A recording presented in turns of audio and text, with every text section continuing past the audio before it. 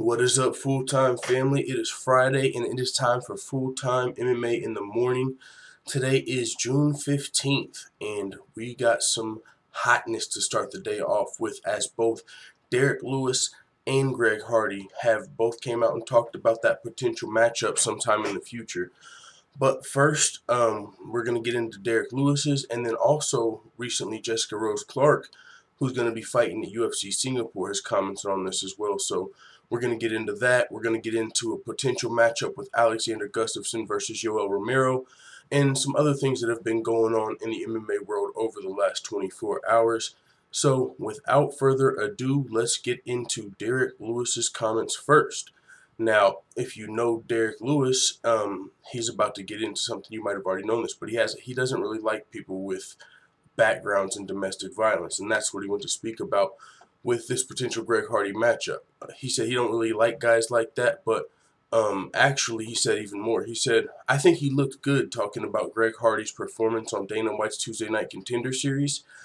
He got a first round knockout in, I believe, like 53 seconds. So Derrick Lewis said, I think he looked good, but as soon as the fight ended, I started thinking about his ex-girlfriend. I was like, I wonder if he had hit her like that. Ooh, damn, that's a hell of a thought, because he's not Greg Hardy. He's knocked out all four of his opponents now in his MMA career in the first round. And he's a heavyweight, right? And his Dana White's Tuesday Night Contender Series fight, it was a pretty vicious knockout. It was almost like a walk-off, right? He didn't even need TKO afterward. Just 1-2, dude was out. And so he said, I wonder if he hit his girlfriend like that. Man, that's a hell of a hit. But you know that puts it into perspective, though, right? Like somebody like that, like against another trained heavyweight knocking him out like that is one thing. You think about that versus like a girl, it's like, what the fuck? You know what I'm saying? That shit's crazy. So, but Derrick Lewis said, I don't know, man. I really don't like guys like that because I grew up with a troubled past and I saw my stepdad fight my mom just about every single day. I don't even remember one day they didn't go without arguing or fighting. And he said, and of course, you know, I like fighting guys like that. I'm more motivated fighting guys like that. I was more motivated to fight Travis Brown whenever I did, so I would like that matchup. So, you know, this is a matchup people have wanted to see because we knew Derrick Lewis's history with not liking domestic violence, people that have been accused of domestic violence or that have actually done it, not just been accused clearly. But with that being said, Greg Hardy's talked about the potential fight as well. But before we get into that, another person has spoke out, a domestic violence victim that fights in the UFC, Jessica Rose Clark, and she said she was very against the UFC signing Greg Hardy. And this has been, there's been other people that have felt this way, you know, and it's completely reasonable. You feel like somebody puts their hands on women, that's something that's, you know, been something you don't do for as long as you can remember, right? So there's a lot of people that feel strongly when someone is accused of domestic violence. There's been other people that have spoke out against Greg Hardy signing with the UFC, but Dana White's, you know, giving him a second chance, he said, essentially.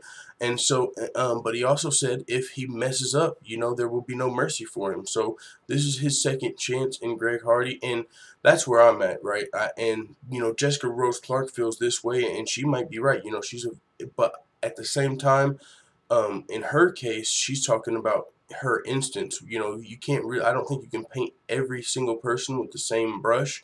Like one person that might have hit, you know, have a history of domestic violence that's did it multiple times and you think will do it again compared to someone that might have been inebriated and done it one time. That's only, you know, had one instance of domestic violence. I don't think you can paint them in the same brush as somebody that's a repeated offender that is just a piece of shit. You know what I'm saying? So, but this is what Jessica Rose Clark had to say. She said, I had a spat with domestic violence before I moved out here to Las Vegas. That's actually why I moved to Vegas. I had my fiance at the time arrested on 1 count of attempted murder and 2 counts of assault.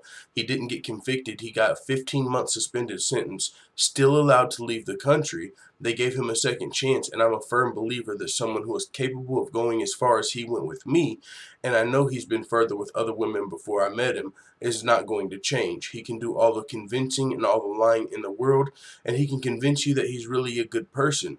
But who he is at his core is someone who's capable and willing to do stuff like that. So I'm very against Greg Hardy being signed because I believe people like that don't change. And so that's where my disagreement comes in, because I'm like, you know, she said that her in her instance, he had done it before her, and she thinks he'll never change. And he's actually went on to be convicted of, like, what you say, 2 counts of assault and attempted murder. Greg Hardy, I don't know if you can just paint him in the same stroke, or just everybody. Anybody that's ever had a domestic violence charge, are you saying they're as bad as that one guy? It could, so I don't know if that's the case. So I see where she's coming from, though, as a personal, she's had a personal, so I'm not mad at her for feeling that way. That's how she feels, and she's someone that's dealt with that, and so that's her perspective. But when it comes to Greg Hardy and a potential matchup with Derrick Lewis, Greg Hardy said, "Hey, I'm not ducking the fade." He said, "This is what he had to say. I'm feeling great. I'm feeling positive. I'm feeling excited. I'm ready to go, man. I'm ready to take this next step and see where it takes us. It would be best to meet me, give me an opportunity. I think I can win a lot of people back over to my side. I'm eager to get out there. I'm eager to get onto the big stage. But like I said before, I'm going to play it note by note.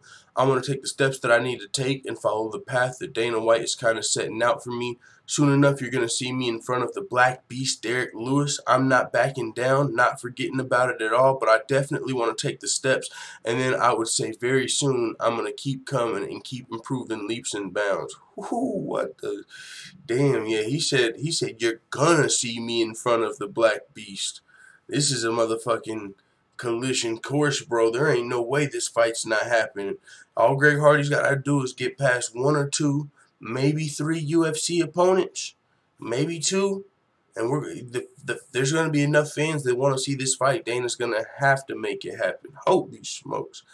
Yeah, see, and this is bringing up Derrick Lewis, what his comments, and I gotta admit, and I don't know if it's the comedian side of me or if it's my dog's barking, but I don't know if it's the comedian side of me or if it's an asshole or what, but 1 second. My bad. Somebody didn't realize I was live, but I don't know what it is. But whenever I read this at first, just thinking about Derrick Lewis, how he's always being funny, I kind of laughed. I was like, Derrick Lewis is crazy, bro.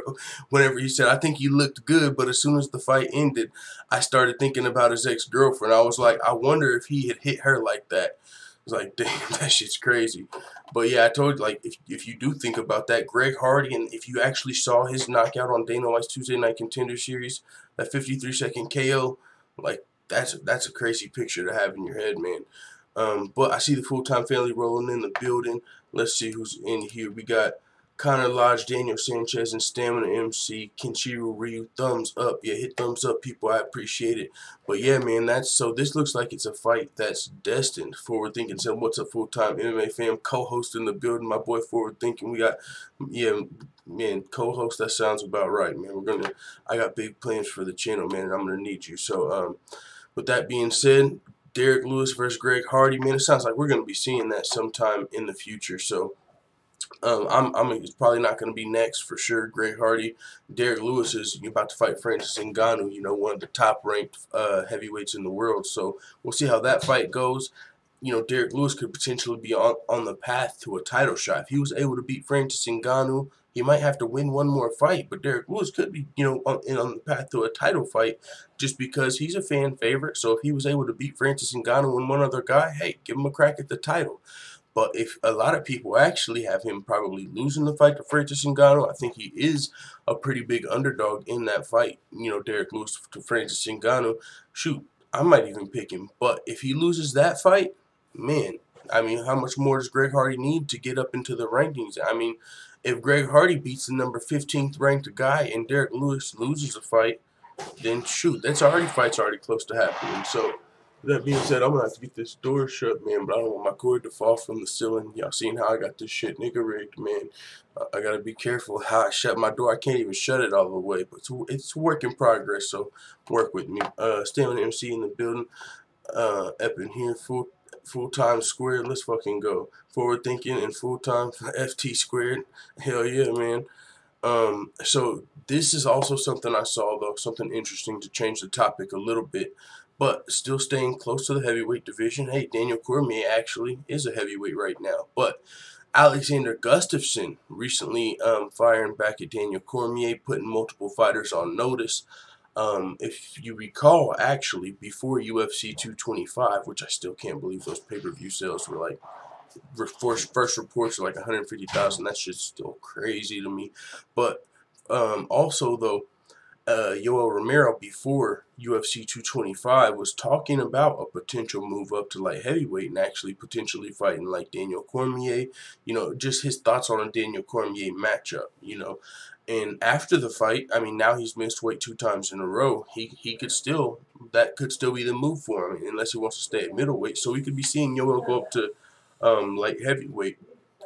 And one of the people he could be fighting is Alexander Gustafsson. And I've heard, you know, thoughts of that since Yoel lost that possible matchup at light heavyweight. So this is what Daniel Cormier had to say, though. He said, since Luke Rockhold can't fight, I know who Alexander Gustafsson can fight. Win or lose, I say get him in there with Yoel Romero. Let's see this #1 contender fight. Oh, smokes. DC playing matchmaker or what? Look at DC up there. Gustafsson responded, just because the boss DC said so, let's do it, Yoel. Obviously, both of you have difficulties making weight. Yo, that's fucking hilarious. Alexander and Gustafsson fire back at DC, but hey, he's definitely still in. I think that's a hell of a matchup, especially if you consider there was talks of Gustafsson versus Luke Rockhold for that interim middleweight title fight, or whether it was for the interim belt or not. There was talks of that fight for a #1 contender match. Winner would definitely be fighting Daniel Cormier next, depending on what happens. If he wins the belt, who knows what happens from there on out. So that's why this probably, you know, Alexander Gustafsson could potentially be fighting for an interim title, because it's like, if Daniel Cormier wins the heavyweight belt, we're going to have an interim title fight sooner or later, or unless it's just going to, you know what I'm saying? So we'll see what happens, but either way, if it's just a #1 contender fight, Luke Rock holds out, Yoel Romero's a guy that could step up. My question, oh yeah, Ilir Latifi and Alex, I was about to say Ilir Latifi, I was about to say, what about the light heavyweight contenders, right? Like, what's up with all these middleweights getting the #1 contender match? But there's a couple, Alexander Gustafsson and Ilir Latifi are teammates, and other than Alexander Gustafsson, I'm not sure who. Let me look at the light heavyweight rankings real fast, though. UFC.com. Let's check this out. We're going to see who in the light heavyweight division could potentially fight Gustafsson, aside from one of these middleweights stepping up. Because it's like, Luke Rockhold had the shot. He's out. Fuck it. Let's get Yoel up here. You know what I'm saying? On some, you know, Holly Holm stuff, and bringing your #1 contender status to the next division. So, let's see. Fighters, rankings. We got at light heavyweight Volkan Ozdemir. Okay, so he's already coming off a loss a title loss to Daniel Cormier. He's going to be fighting Shogun Rua. I believe that's the main event of UFC Hamburg coming up. We got Glover Teixeira, Ilir Latifi, and Jan Blachowicz. So yeah, man, if that fight's going to happen, I mean, I'm down for the fight. For sure. And what else is Yoel? You know, if Yoel's going to move up, he is like 41 years old. So, I mean, there's no him. It's not like if he was going to move up a division, he's going to like fight 5 times fighting up the rankings. So, I mean, I'm down with him coming over and fighting a top 5 guy. And if it just so happens to be Gustafsson, that would be a hell of a fight. And that would be a fun fight. That would be a fun fight. But, who would you guys have in that fight? Alexander Gustafsson or Yoel Romero? That would actually be a good fight. I would like to see what Yoel looked like at 205, but it's just interesting seeing him, you know, get an immediate, like, #1 contender fight. But still, at the same time, he's one of the bigger names. He's been fighting for titles over here. And it would kind of be interesting seeing a #1 contender versus a #1 contender of each division outside of Holly Holm, you know what I'm saying? So, yeah, man, I'm in. If it happens, I'm in. Sounds like Gustafsson's in. Makes sense. Matchmaker Daniel Cormier said so. Death to wrestling, ain't nobody got time for that, says Stamina MC. Gus can never beat DC unless he uses Turbinol. Then he has a good chance, like our boy Jon Jones. Kenshiro Ryu said Yoel made weight his last fight. He don't need to move up to light heavyweight. Yeah, the commission kind of fucked him over there. You know, he only missed by 0.2. It's not like he missed big time. And that was actually part of the strategy, you know, it sounds like. So, but the commission kind of fucked him there. Yeah, he doesn't need to move up, but I mean, if he's trying to win an actual belt, you know, he kind of won that interim title fight versus Luke Rockhold, but since he missed weight in that fight, he wasn't crowned the champion. But if he's trying to get to an actual title shot, then he might want to go up to light heavyweight. Because I don't, after getting 2 cracks at the title and the interim title and missing weight twice at middleweight, technically, I don't know how soon he's going to be getting back to a title shot at middleweight. Now, if he just wants to stay at middleweight and not chase the title, he can do that. But I think if he's actually chasing the title, him moving up to light heavyweight would be better for him. Yoel said he walks around at 205. It'd be weird for him to look small in there. I know, man. He would probably look small to DC. Or, I mean, he'd probably look short to Gustafsson, you know. Like, I was thinking it might seem like Gustafsson versus Teixeira, but it's definitely still be a different fight. Forward thinking said Gus lost a split decision to DC. I personally scored it for him. You can never count him out. Yeah, I think Gustafsson put up a hell of a fight with Jon Jones and DC. I like both of those fights. So, yeah, Gustafsson's a beast. And if anyone's going to fight for a #1 contender fight or an interim title, I definitely think it should be Alexander Gustafsson. But we'll see how that goes. Let's see. What do we got next? We got Michael Chiesa delivers a powerful critique of Dana White's decision to end the early weigh-ins. Yet another fighter coming out like, yo, what are we doing here ending these early weigh-ins? I haven't even heard, like I told you, I haven't heard anybody coming out and like saying, yes, we're going back to late weigh-ins. Like I haven't even heard the fighters that have been missing weight say that shit. You know what I'm saying? Like, even who's missed what? I haven't even heard Mackenzie Dern come out and praise this shit. You know what I'm saying? Like, nobody's coming out like, yes, Dana, thank you. It's literally everybody starting to come out and say, yo, fuck this. You're punishing us for these douchebags, and it's set in stone. I haven't seen what Michael Chiesa had to say yet, but it's just another person. Ali Quinta went in about the shit on the MMA Hour, but that's crazy. Mackenzie Dern, fucking Johnny Hendricks, I haven't seen anybody coming out like, yes. He says, I'm a guy that struggles with my weight cut, talking about Michael Chiesa. I'm a guy that struggles with my weight cut even when I'm doing it right. Even when I'm doing it right, it's always hard. But I look at it I look at the big picture. All right, now they wrote a bunch of article in between what he's saying. Where's his critique? Here we go. I don't know any fighters that are morning people. White. Okay, that's what Dana White said. All right, here comes. Nobody gets a good night's rest before weigh-ins. Here we go.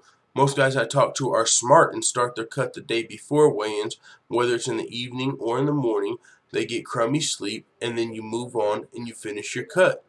That's 2 extra hours. It makes no sense. So basically, you want to shift everything for a couple of hours. Do you think that would have helped Mackenzie Dern? Do you think that would have helped Darren Till? Absolutely not. Period. It doesn't matter what time you start it, what time you end it. I want a 65-pound weight division, just as bad as the next guy. All right. It's okay. So now he's talking about, and this is something Dan from Oregon talked about. If you guys recall, when we were talking about the situation, we've been talking about adding extra weight classes, and you know that's something the commission has even already approved. So why don't we go that route? Why don't we try that route? Is Dana White against adding extra weight classes? I mean, I feel like that's something other fighters have even spoke out about. Like, you haven't heard any fighters coming out and saying we want ceremonial weigh-ins back, but you have heard multiple fighters coming out and saying, yo, it's about time for a 165-pound weight class, and if you do add that, we can just add the 175-pound weight class and just shift stuff up a little bit, add a few extra weight classes. But it seems like instead Dana White's opting to go back to ceremonial weigh-ins, and there's like nobody that I found that wants to do that. No fighters, and this is like the Ultimate Fighting Championship. So, and the original reason that we made the early weigh-ins, talking about the reason we were given, was it was recommended by doctors. Fighters have more time to rehydrate and stuff like that. So it seems like it's something for the health of the fighters. So talking about, so Dana White has dismissed new weight classes, it says here, as a solution to the promotion's weight cutting, but Chiesa thinks there's more to that opinion. It's the legacy of the 170-pound weight division. Next to heavyweight, it's the most prestigious weight class in the UFC. GSP, Matt Hughes, it's a legacy thing. I can respect that. So he thinks Dana White might not want to get rid of that 170-pound division, in respect to those guys' legacies, which is interesting. I haven't really ever heard that perspective or thought about that, but that is something that might, get shaken up if you can't close that division. Now you got a new 165 and 175, but that division is, history. But it's still a part of history. But yeah, I mean, I never thought about that, so that's interesting. He said we could add weight classes, we could change the time of weigh-ins. It's not going to curb the problem. The problem is weight cutting. Okay, so Michael Chiesa is clearly against it. He says, you can check out that article on MMA Junkie because, yeah, there's a lot there. But that's just another person speaking out. He was on MMA Junkie Radio. And that's just another person you can add to the list that is against these going back to ceremonial weigh-ins. Kenji Ryu said weight cutting ages fighters' bodies. Dana is strongly against additional weight classes, says Stamina MC. Yeah, and I'm interested to hear his argument. We just heard what Michael Chiesa believes it is, but and yeah. So what do you guys think? Adding extra weight classes? I mean, I think that we've heard fighters calling for that, but at the same time, it's Dana White said this is kind of a non-issue at this point. We can talk about it all we want, but sounds like we're going to be going back to ceremonial weigh-ins sooner. And Dan from Oregon, when he hopped on the chat, he was talking about this might be something that pushes fighters toward Project Spearhead type stuff, because Ally Quinta, Michael Chiesa, the list goes on of fighters that have spoken out. And like I said, I've yet to hear anybody aside from Dana White come out and really say that they're for ceremonial weigh-ins. But it'll be interesting when we do hear that argument from fighters as well. Kenshi Ryu said new weight classes means a lot for money, costs, and new fighter contracts. So, you think it's a cost issue? You think you'd rather but do you think going back to ceremonial weigh-ins would help? I mean, I guess it's a numbers thing, right? He said if you look at the numbers, a lot of fighters, whenever it was at ceremonial weigh-ins, they were making weight a lot more often. Adding weight classes is like a small business opening a 13th bakery in the same city. Will it make money? The only thing I respect about Dana is that he has stayed married, but all his wealth is blood money, said FTWBK.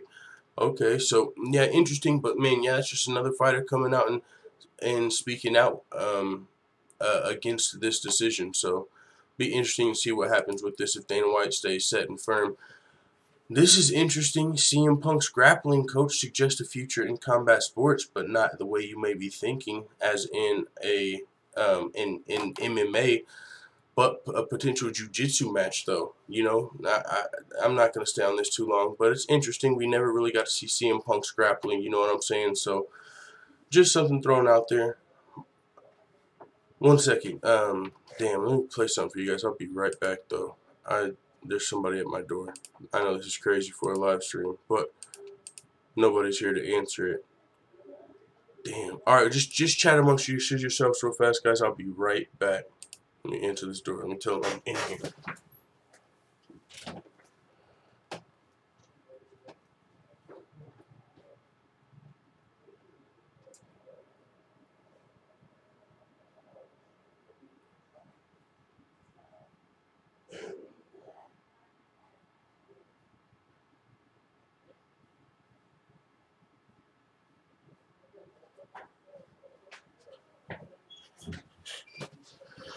All right. So, CM Punk's grappling future, I'm not too interested, but I'm not really a guy that watches like the EBIs and stuff on Fight Pass and stuff like that. Who's at the door? My pops came over. I guess I don't know if he's got to give my brother or somebody a ride somewhere, but yeah, full time and family. Yeah, I got other family showing up. I guess we got the family here, and then we got that family there. So. But with that being said, Robert Whitaker looking at 3 options, and none are Yoel Romero. I mean, I get that. If you're a guy, you won 2 fights against the guy, you got the W. And but some people feel like the fight was a little controversial, Yoel Romero versus Robert Whitaker. So that's why some people have talked about that potential trilogy. But this is what Robert Whitaker's saying. He said, "We'll wait and see what they put up, but I think there are 3 obvious ones. Kelvin Gastelum has probably earned a shot. Chris Weidman, if he's healthy, he's definitely earned a shot as well. If Luke Rockhold doesn't go up, I think Rockhold definitely deserves a shot as well. So, and that'd be a new fight. I mean, we've seen Whitaker versus Yoel. I wouldn't be mad at seeing it again just because how good that second fight was. But as far as a new matchup for Robert Whitaker, I think that's definitely in the cards. But this is actually a good way to transition into the next topic because he named 3 people. We just saw Luke Rockhold. He's actually been talking about going up to light heavyweight, and we just saw he was having like open fucking leg surgery recently, so he's probably out for a while with injury. But the 2 potential options for the next middleweight title fight, more realistically, are Chris Weidman and Kelvin Gastelum. And they've recently went back and forth talking about who's going to get the next title shot. Now, this is so interesting because Weidman and Gastelum have fought. Because normally you'd say, oh, we need to know who the #1 contender is. Boom, fight. But we saw that fight, and Weidman won it, pretty decisively. But the thing is, he was injured since then, and while he was injured, Kelvin Gastelum was picking up wins.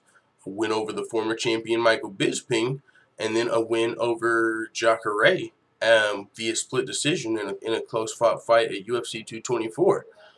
So Gastelum's been picking up W's while Weidman's been injured, but Weidman's beat Gastelum, so who does the title shot go to?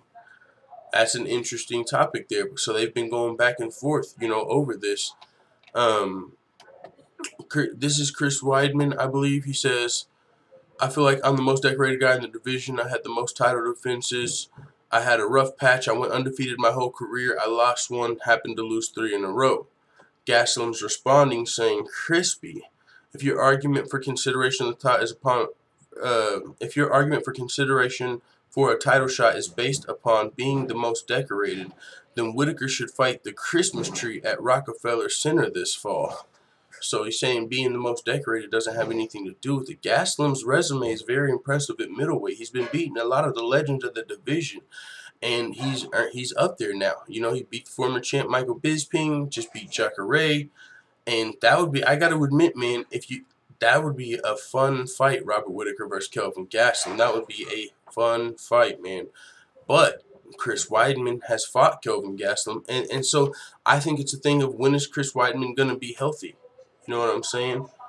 Kenshiro Ryu said Yoel beat the living hell out of Bobby last fight, but Bobby won on the scorecards. Yeah, man, he almost finished that fight multiple times. That fight was fight of the year for sure. Weidman needs to win at least 1 more fight for a title shot, says Kenshiro Ryu. Kelvin versus Chris rematch, man, it's obvious. I mean, I would be down for that, but I don't know if... I think if that were to happen, it might go to Weidman. You know what I'm saying? So I think if Kelvin Gastelum is going to try to get a title shot, it's going to kind of be off what have you done for me lately. He's probably earned it. He beat Jacare, beat the former champ Bisping. He's been active. But the last thing I heard on Chris Weidman's injury, and it might be nearing the end of that time, but he got surgery on his thumb, I believe, and then he had to get surgery again. So to my knowledge, he was going to be out for a while, but it looks like he's wanting the next title shot, and who knows how long Whitaker's going to be out for his. He just fought Yoel. That was a war. He might be out for a while, so maybe we can see a rematch in the meantime. That would be interesting. But if there wasn't a rematch, who do you think should get the next title shot? I'll leave that to you. Do you think Chris Weidman, because he hasn't win over Gastelum, but he's had that setback with his thumb, or should it be Kelvin Gastelum? Because if it was a rematch, man, you can see in this picture right here, you can see like the size difference in that fight. And then you think about Chris Weidman's style, being the All-American wrestler, like it's not a good matchup for Kelvin Gastelum. He's going to have to knock Weidman out. And if he doesn't knock Weidman out, he's probably getting taken down and eventually probably going to get submitted. You know what I'm saying? So if this is Gastelum's chance to get to the belt, I think. He's fought Mike Bisping. He fought Jacare, got 2 wins. And let's pull up Kelvin Gastelum's resume at middleweight. He's literally on a Legends ass-kicking tour. Check him out. One of them got overturned because of the marijuana there with Vitor Belfort, you can see. But since he moved up, so he lost that fight to Neil Magny and then moved up to middleweight. Win over Johnny Hendricks, win over Tim Kennedy, Vitor Belfort, got overturned because of marijuana. His only loss at middleweight has been to Chris Weidman. And other than that, most recently beat Michael Bisping and Jacare this May. So even more recent. The last time Chris Weidman fought was that fight, I believe, back in 2017. So what, a year and a few months, a little over a year. A little over a year ago. So actually, no, a little under a year. It's about 11 months. So that's interesting, but really, I think the X factor here is Chris Weidman's injury, and also when is Robert Whittaker going to be ready to come back. So yeah, but that's interesting. Who do you guys think? Let's see, Kelvin versus Chris rematch. We already said that. Yeah, man. I think if Gaslam's going to get a title shot, though, it's like now or never, because I don't think a rematch with Weidman is, gonna. I don't know if it would go well for him. So Dana White talking about Jon Jones, this whole situation. He said, Dana White, this whole Jon Jones thing drives me crazy. Jon Jones, his manager recently came out talking about, his USADA case. He said he's not going to put a date on it, but hoping for good news at this next update for Jon Jones. He said this is something USADA's got to get right. He even praised USADA. He said, USADA's done a good job of cleaning up the sport, but with Jon Jones, they've got it wrong. But this is what Dana White had to say, talking about Jon Jones. The whole Jon Jones thing drives me crazy. Honestly, Jon Jones, he's the greatest of all time. He's the greatest to ever do it. The thing that's really frustrating is, imagine if this guy tried. Imagine if he tried just a little bit. Imagine how incredibly amazing he could have been. He could have been the biggest star ever. I don't know about that. You guys think if Jon Jones never, had any infractions, you guys think he would have been as big as Conor McGregor? I mean, we see skill isn't going to turn you into a star necessarily. It's got to be some of the extra. If it was just, being the greatest fighter of all time, Demetrius Johnson might be a bigger star, But he said God knows what he would have accomplished in the light heavyweight division, and then in the heavyweight division. Maybe he would have had a title defense record at light heavyweight that would have never been broken, and the endorsements he could have had. Everything that guy could have been is unbelievable. So maybe some endorsements. I mean, those. I wonder what, Demetrius Johnson, he's not getting those necessary endorsements. I know you ain't talking about sponsors. I know you ain't talking about sponsors, but he's saying that Jon Jones, could have been the biggest star ever. I don't know about that, but still, definitely a lot of potential for Jon Jones before the downs, being stripped of his title and stuff like that. But yeah, man, let's see what you guys got to say about this. Kenshi Ryu said Jon Jones going to be back sooner than later. Hey, man, there's still talks of Jon Jones versus Brock Lesnar, and there's a lot of money behind that fight.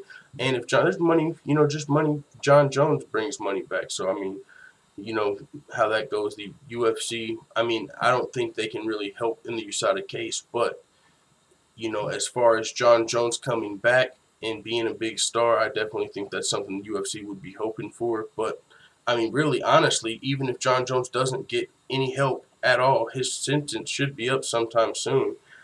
Forward Thinking said Gastelum deserves a title shot. Weidman was on a losing streak before he beat the newcomer to the division. Also been inactive. Gastelum has proved himself worthy since. Yeah, I agree, man. I would love to see the Whittaker versus Gastelum fight, to be honest. Usman and Ali throwing hands at PFL is badass. Someone look at Ali manager to fight UFC Legends League. Yeah, he might get a fight done in Bellator, man. That's something that I would watch. I don't know. He probably wouldn't want to fight, though. He's got a lot going on. Let's see what else we got going on, man. Honestly, I might cut it short today after these topics because I got some family over in the front room. I didn't expect them to be coming over.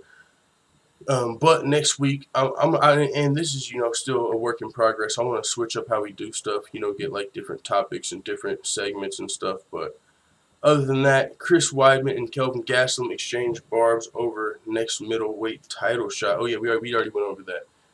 That one tied into that last topic before the Jon Jones one. This is set. John Dodson back in the UFC. And Jimmie Rivera's quick turnaround is official. There was rumors of this. Jimmie Rivera looking for a quick turnaround. And now he's going to be facing John Dodson at UFC 228. I believe this card's going to be in Las Vegas. I believe this is where we're going to be seeing Yair Rodriguez versus Zabit. And also, there was another fight. Valentina Shevchenko versus Nico Montano. That's targeted. That's where Nico Montano just called out Valentina Shevchenko. This is going to be a crazy fight. Big opportunity for Jon Dodson, who just re-signed with the UFC. His only 2 losses in the bantamweight division are split decision losses, but if he can get this, he's right back up there in line for a title shot with 1 more win, because Jon Dodson does have a win over current UFC champion TJ Dillashaw back in the day.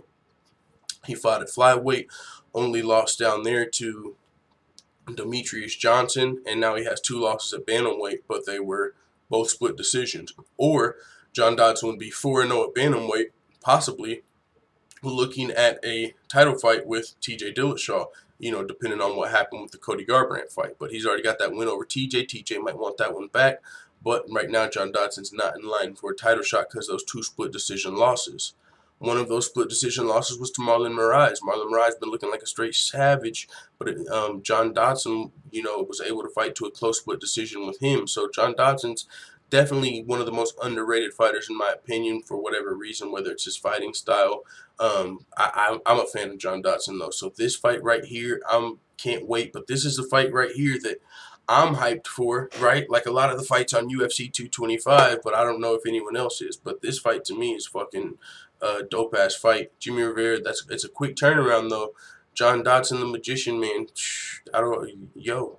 That's interesting. Jon Dodson, he hasn't knocked someone out in like his last few fights, but he's definitely got knockout power.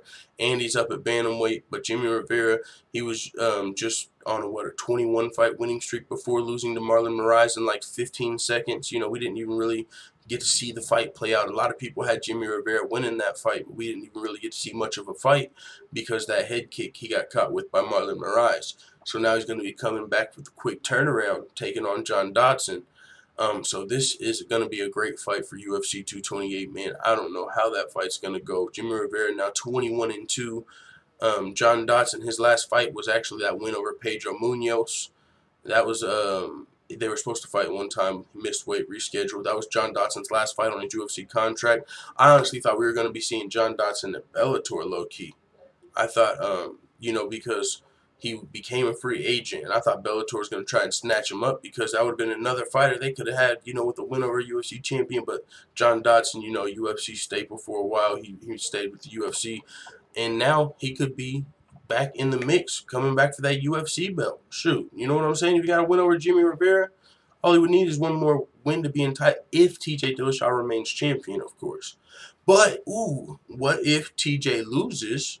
And, that'd be crazy if Cody didn't give him the trilogy. But if TJ lost, though, then we could see, like, that rematch sometime now in the future. I still want to see the Dodson versus TJ, rematch sometime in the future, possibly. Let's see. Cody should have been put up against Dodson. Instead, said Bradley Namuhira. I shouldn't even have tried that last name. But, yeah, man, that would have been a good fight. I'd like to see Dodson versus Cody, too. That'd be fun. Not an instant rematch. You don't think if TJ loses to Cody, so they're 1-1 now, you don't think he should get the instant rematch? That'd be crazy if Cody's like, nah, man, I'm about to go fight DJ.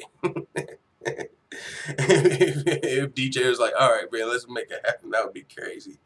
That would be crazy. And then we get to, Dodson would have to get a W here, and that's going to be hard in itself. Jimmie Rivera, but yeah, UFC 228 is starting to look pretty nice, man. But I don't know what the fuck is going on anymore. I can't even say this shit is stacked anymore. I thought UFC, I don't even know what stacked is anymore. I mean, there's no, I don't know, unless there's a Conor, I don't know what's going on with pay-per-view buys right now. Because that was crazy. UFC 225 was super stacked. Those pay-per-view numbers, ooh, that still doesn't make any sense to me. Death to the rematch culture, in my opinion. What about the trilogy culture? Like, I'm down for, okay, maybe not an immediate rematch for someone that just lost their belt, that, depending on how they lost it and whatnot. But if you gave someone a rematch and then you lose, what about the trilogy, though? What about the trilogy? Everyone hates Mike Jackson after this fight with CM Punk. Well, it's funny. Did you see his interview on the MMA Hour, man, where he actually came out and was like, yo, I wasn't showboating. I was being careful. I wasn't looking away. I was looking at my corner for advice. I was like, oh shit, he legit has an explanation for everything he did. I was like, oh crap, I didn't expect that. But something that I've been super slacking on is The Ultimate Fighter. Leon, all is good when full time is live, said Forward Thinking. But I don't even see Leon Dodson in here. Maybe I missed it. But yeah, man, something I've been super Oh, another call. What's good, fam? I see you. What's up in the building? Something I've been super slacking on is The Ultimate Fighter. Have any of you guys been watching that every Wednesday? I believe I watched like the first 4 episodes. I haven't seen the rest since. I might be like 2 episodes behind. But one of the episodes I did watch had the Violent Bob Ross. Yo, that's like fucking my favorite person off the show anyway, and he's already in. You know what I'm saying? If you were watching the show, in his fight, he got injured. But, like, you know, he was super emotional about it, and White was like, yo, I've seen enough. Like, you're in. So, he got lucky, and, you know, unlucky and lucky at the same time. He got injured, but that guaranteed him a fight in the UFC. Now, he didn't get to win the Ultimate Fighter show, you know, and have to fight 3 times and then win in the finale, and he doesn't get the prize for winning, but he still got the UFC contract. And so he's going to get a chance in the UFC, and this is the Violent Bob Ross. You know, it's going to be interesting to see how he turns out in his UFC career. I don't know about championship material or anything yet. Maybe he's got room, or he's definitely got room to grow and stuff like that. But definitely a motherfucking character. Violent Bob Ross, is that not the best nickname in the world? That's Luis Pena, by the way. He's taking on Richie Schmolin. I don't know who Richie Schmolin is, but I'm rooting for Violent Bob Ross. Schmolin 3-0. Is he also on the show? Schmolin 3-0-1 prior to appearing on the show, suffered his own malady that spoiled his hopes of becoming the Ultimate Fighter. The SBG Ireland product did not even get to compete in the tournament as he was struck by severe leg cramps just a moment before he was supposed to fight. Oh, that might have been an episode I haven't saw yet.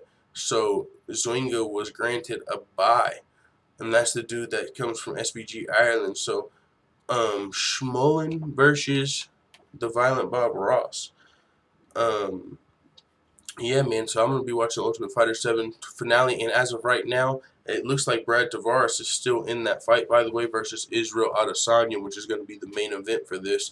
Israel Adesanya, you know, Dana White, I believe, came out and actually said Brad Tavares, it was either his leg or his hand. He broke one of them, and he was out of his fight versus Israel Adesanya, but Israel Adesanya was like, shoot, as far as I know, I'm still in. And, but one thing that has came out, maybe, you know, it wasn't as bad as he thought, but Thiago Santos was talked about as a possible replacement for Brad Tavares, and it still looks like he is tabbed as a replacement if either fighter gets injured. So if Israel Adesanya gets injured before then, or if Brad Tavares gets injured, it looks like Thiago Santos would be stepping in, but it looks like we still got Israel Adesanya versus Brad Tavares as of right now.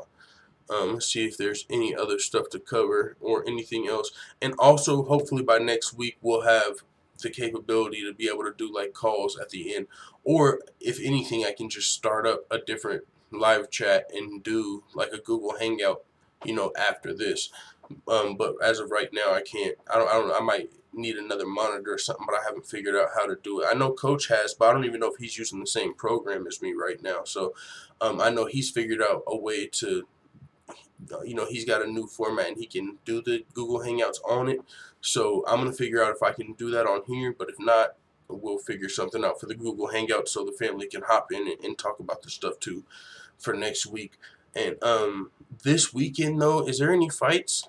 I mean, I know there's not UFC, but I mean anywhere. Like MMAfighting.com. Do they have like an event schedule or something? Fight schedule. Let's see what's coming up. What? Kayla Harrison? Are you kidding me? We got some PFL to watch, boys. Are you fucking kidding me? Yo, we're watching some PFL June 21st. What is that? Today's Friday, so it's 6 days from now. Is that like a fucking Wednesday or something, bro? Like, what is that? Let me pull up my calendar over here. I need to know what day that is. The 21st is a Thursday. The next Thursday, we're watching some PFL, ladies and gentlemen. Holy smokes, PFL 2. Kayla Harrison versus Brittany Elkin. We got Ronda Rousey 2.0 in the building. Thiago Tavares on the card. Vinny Magalhaes, I've heard that name. Chris Wade. We got a stacked PFL card. You guys, bet you didn't even know. Let's fucking go. Chris Wade was in the UFC, bro, like 5-2. Got cut. I think he's a very talented wrestler. I don't know if it's because his fighting style or what, but Chris Wade had potential in the lightweight division, and that's a stacked division. He's fighting in the PFL. I gotta check out Brittany Elkins real quick. We got some stuff to look up real fast. Who's taking on Kayla Harrison? The sideboard killer. I'm just kidding. Let's go piss somebody off. Brittany Elkin. Okay, just Kayla Harrison just getting her feet wet. First fight, I believe. I think this is going to be Kayla Harrison's first MMA fight. Kayla Harrison. Sure, dog. Yep, this is going to be her first fight. Let's fucking go. I'm watching PFL too. You got me figgity fucked up if you think I'm not. Yeah, man, so we definitely got something coming up. ACB Sedan 24-ounce CES M1. Is that like Dan from Oregon's alternate account, Dan 24-ounce? Because that's somebody that would know that. ACB CES M1. Yeah, they don't even got that on MMA Fighting. That's crazy. I wonder why they ain't got those on here. Oh, yeah, no, they don't. That's crazy. Kayla's fighting when, bro? Next Thursday. She's fighting Brittany Elkin. We are in there like swimwear. Thiago Tavares versus Robert Wood. Her first professional fight. She's taking on Brittany Elkin. Chris Wade is on the card. Can we just look up that card real fast? Chris Wade. Just in case y'all don't know who Chris Wade is. I seen him on there. Shh, Ashley. No respect. Here's Chris Wade, 12-3. Coming off a win over Frankie Perez. Lost to two killers, straight savages. Islam Makhachev and Rustam Khabilov. Both wrestlers in their own right, but other than that, 1, 2, 3, 4. He was on a 4-fight win streak in the UFC. Left on a win. He's 5-2 in the UFC. He's taking on Nathan Schulte. He ain't fucking around over here. 11-3. Only was riding a 1, 2, 3, 4, 5, 6, 7, 8, 9, 10-fight winning streak before losing his last fight via armbar submission. Yeah, we got some fights on our hands, ladies and gentlemen. We got, who else is on the card? Kayla Harrison, Rashid Magomedov, 20-2. Jason High, Brian Ramsey Ninja. What? That wasn't even the card we just saw. Sean O'Connell in the house. Yeah, Thiago Tavares, 21-7. All right, man, we got a card. We got us a fight card. I missed PFL 1. I kind of wanted to watch it, right, so we could say we've been there from the beginning. But we got to watch PFL 2. It's the debut of Ronda Rousey 2.0. How and when can I watch in the UK? That is a good question. How can we watch PFL 2? That's a good question. We will see if we can figure that out real fast. PFL 2, June 21st in Chicago, Illinois. Oh, and it's in Chicago where UFC 225 just was. I don't know when it is. I don't know what time. PFL 2 time. See if we can pull that joint up. Oh, yeah, no. I don't know if we'll find the time, but I mean, I'll if I can't figure it out right now, then. And as far as in the UK, shit, I'm gonna have to do a whole time zone. But yeah, man, I'm not exactly sure how you can watch in the UK. I don't even know when it's coming on yet. I just found out about it. But it says PFL 2 in Chicago will feature elite lightweight and light heavyweight fighters, each fighting to move one step closer to the December 31st championship event. I can't wait to see Will and Luis. Yeah, I don't know if there's a time yet. I'm sure there should be. Oh, here we go. 6 p.m. Central Standard Time. So that's 7 p.m. Eastern Time. So I know Eastern Time is the time most people go off of. Bro, look at the poster. Oh, shit. Will Brooks is on motherfucking PFL too? He must have got injured or something, bro. I didn't see him on these cards. He must have got injured or something, bro. What? Yeah. Let's go back to this. Kayla Harrison. But hold on. Look at the poster. Oh, shit, son. You guys see what I see? Do you guys see what I see? That's 2 gold medals right there. That's Kayla Harrison. That's the future champion of the UFC featherweight division. I'm just saying, don't sleep on her. Don't sleep. Alright, let's check this out. This PFL card, because I didn't see Will Brooks on here. Where's Luis or Will Brooks? They're supposed to be fighting on this card too. Maybe he got injured or something. Oh, main event. Oh, shit. And Will Brooks is fighting on this joint? Yeah, we're watching PFL too. You got me figgity fucked up. But look at the poster, son. We got Will Brooks versus Luis Firmino. Rashid Magomedov versus Brian Foster. Stacked. I don't know most of these people, but hey, all you had to do was tell me Kayla Harrison's first fight's there, and I'm in it. Forward thinking full time, can you quickly cover your dome? It's covered. You talking about Cerrone versus Edwards? Let's see what we got coming up in the UFC. Hernandez. Okay, this is Dana White's Tuesday Night Contender Series for next week. Is Nick Newell on this one? Or Valentina's sister? Or is this just a basic one? Tyler Hill versus Dwight Grant. Ryan Spann's name looks familiar. He might have been on the last season. Versus Emiliano Sordi. Giga Chikadze versus Austin Springer. I might have said that last name wrong. Chikadze versus Austin Springer.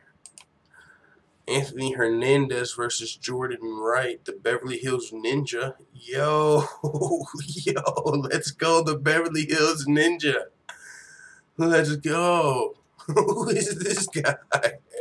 I'm in 9-0. He's undefeated, the Beverly Hills Ninja. Holy smokes, he's got a star written all over him. It's like B-Rad G. Holy smokes. That's out of all these people so far, that's the only guy I'm rooting for. I don't know any of the other people. Yazin Haja, Yazzle Dazzle. Yazzle Dazzle. What a nickname. I'm rooting for Yazzle Dazzle. He's taking on Matt Sales. Yo, Yazzle Dazzle. I just feel like he should have been fighting on Dana White's Tuesday Night Contender Series last year when we had the Snoop cast. Yazzle Dazzle? I don't know why.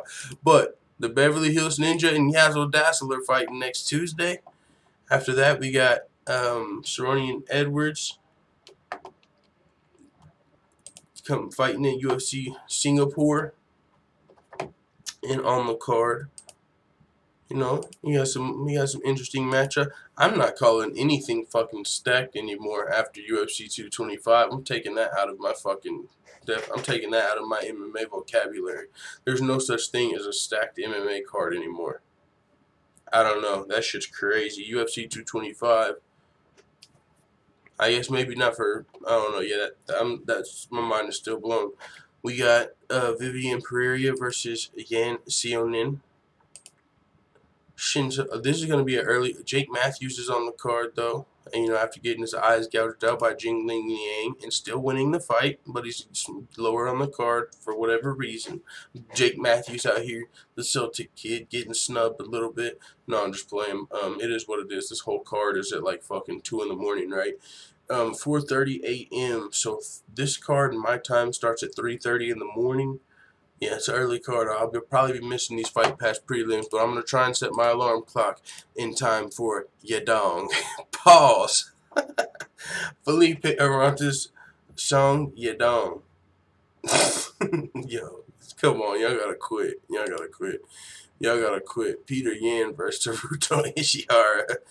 Y'all gotta chill. Y'all trying to get me in trouble, bro. Clayton Funky said 225. All the boxing fans were watching Horn properly get fucked up. Oh, so Jeff Horn was fighting on that night, but goddamn, it, how many people in the world were watching Jeff Horn get fucked up? It's not like only the boxing fans buy UFC pay-per-views when boxing's not on, right? Like, I didn't hear anybody in the world say the name Jeff Horn the week before UFC 225. I didn't even know he was fighting that night. Who the fuck is that guy? I mean, I know he's a guy that beat Pacquiao, but as you know, as a casual fighter, but I don't know anything about him. I haven't heard, seen no damn Jeff Horn headlines anywhere. You know, like UFC 225 was stacked. I was like, what? Good luck. Good luck, man. I don't know. Good luck if you're a UFC fighter, you know, trying to sell pay-per-views. If that card's not selling over Jeff Horn, you better hope there's not a boxing event. There's not a anything. You better hope you have no competition that night, because I don't know how that card sold that little. That's insane. But yeah, this is a Fight Pass card. The entire card is on Fight Pass. We got Yadong, the co-main event of the early prelims, versus Felipe Arantes. Song Yadong. Bro, chill. Mediocre Aho said, tell your fellow members of the Bagel Boys Club, the full-time fam said a hi. Uh-oh, Mediocre Aho in the building. He wants all the smoke every single day. Holy smokes. Chill. Gotta fucking let him breathe sometime, bro. My man is boot on their neck. He said, hashtag fuck the other side. No days off. But this is the main card, though. We got Daichi Abe, Li Jing Liang. Yeah, man, we covered this a little earlier, but this is the Fight Pass card. Jessica Rose Clark versus Jessica I. That's who was just speaking earlier on the Greg Hardy incident right here. Jessica Rose Clark. And I'm a fan of Jessica Rose Clark, actually. This is going to be a good fight, tough fight. She's going to be fighting Jessica I coming down from the bantamweight division. She won her first fight in the flyweight division. Jessica Rose Clark, 2-0 in the UFC, wins over Beck Rawlings and Paige Van Zant. That's one thing we never really touched on. We might have a little bit, actually. That bare knuckle fighting event that happened, I wanted to watch that live. That I watched like 2 fights. That thing was crazy, absolutely crazy. It looked like fun, but I don't know. You know, the winners were coming out with their hands busted up, so I don't know how that's gonna work. This fight right here, Tyson Pedro versus OSP, is a great co-main event. I think Tyson Pedro only has 1 loss in his career. You can see that, but it's to Ilir Latifi. OSP's most recent loss was coming to Ilir Latifi, but before that, I mean, OSP is one of the best light heavyweights in the division. One of the most well-rounded, great wrestling, submits guys, knocks guys out. OSP is a straight fucking beast. So if Tyson Pedro would be able to beat OSP, he would definitely jump into the top 10 of the light heavyweight division. And, you know, make his case for being one of the best light heavyweights in the world if he was able to actually beat OSP. So this is going to be a great co-main event here. Tyson Pedro, he's not going to hit a shoey like his boy Tai Tuivasa, but still puts on fun fights. He's coming off a win over Saparek Safarov, and OSP's coming off that loss to Ilir Latifi. Great co-main event here, light heavyweight showdown. That's a fight that I actually can't wait for either. And then, of course, the main event, anyone, anywhere, any place, anyhow, any who, any day. Motherfucking Donald Cowboy Cerrone taking on Leon Edwards. Tough fight. A tough fight here for Donald Cerrone. Man, this is a fight. Leon, this is kind of a fight like the Darren Till fight, where he's going overseas, just taking on anybody, but he's got his hands full. Don't let that number 13 fool you. Leon Edwards has been tearing dudes up, man. He's you know, been beating high-level guys, very high-level guys. He's only had like 1 setback, well, 2 setbacks in the UFC. One was his UFC debut, and then he lost to Kamaru Usman, who was at 100%. So you can imagine, we've seen him at 30%. You can imagine what he was able to do to Leon at 100. But other than the Kamaru Usman loss, he's got a win over Vicente Luque, a dominant decision win. You can look, you know, outstruck him, scored more takedowns in the fight. And Vicente Luque is a fucking beast. Win over Brian Barberena. you know, he was able to use his wrestling, it looks like, to win that fight, just looking at the fight metrics, you know, not actually recalling the fight off the top of my head. Most recently, that third round TKO decision over Peter Sabata. It's a TKO, but there was like 1 second left. Literally, the ref probably could have let it go on for one more second, but scored it a TKO the very last second of the fight. So, you know, he's on a 5-fight winning streak, but he's going to be taking on one of the most experienced lightweights, and, you know, one of the most experienced lightweights, but he's been fighting in welterweight. One of the most experienced fighters in the UFC, Donald Cowboy Cerrone. He's coming off a win over Yancy Medeiros, which was a quick turnaround off that Darren Till loss. Since then, he's had more time. He hasn't looked amazing up at welterweight, Donald Cerrone, but at the same time, he's still one of the most experienced fighters, and, you know, he's fought who's who in the lightweight division before coming up and fighting Jorge Masvidal, Robbie Lawler, Darren Till. Now, is Leon Edwards on the level of these guys that Donald Cerrone lost to? I think it's hard to say that. We honestly don't know. We really haven't seen him fight them guys yet. But the guys he has been able to beat, Leon Edwards, has been very impressive. The legit welterweights he's been able to beat has been very impressive, man. So this is going to be a good fight. I don't know how the fuck to call it. I don't know how to call it, man. This is a good fight. I might give the slight edge to Leon Edwards, but it'd be hard for me to count Donald Cerrone out on this one. This is going to be a good fight, and it's honestly really close to a toss-up. I don't know who the hell I'm going to pick in this fight. Good morning, full-time fam, said Mr. Perfect 2005. I got nothing against Leon, but I think he was picked as a favorable matchup for Cowboy, said Tim Trippius. Clayton Flunky said UFC always wins with Cowboy. If he wins, UFC wins. If he loses, UFC has a new contender. Kenshi Reed said 100% Usman is scary. Yeah. Clayton Funky said OSP vs. Pedro is nutso. Yeah, that's going to be a fucking banger. But, yeah, man, so other than that, man, we've covered a few things this morning. We've only been going for about an hour, I know. But until we can figure out the live chat, I don't think I have anything for this morning. And it's Friday. You ain't got no job. No, I'm still going to put out some more videos and stuff. But as far as full-time MMA in the morning, I think we are about to wrap this joint up. So thank you guys for coming through. I will be back Monday, and hopefully that time I'll have some new ideas. Maybe we'll even be able to get the live chat going at the end and stuff like that. So thank y'all for coming through, man. And with that being said, it is what it is. Let the full-time family know what you think in the comments. I'm out.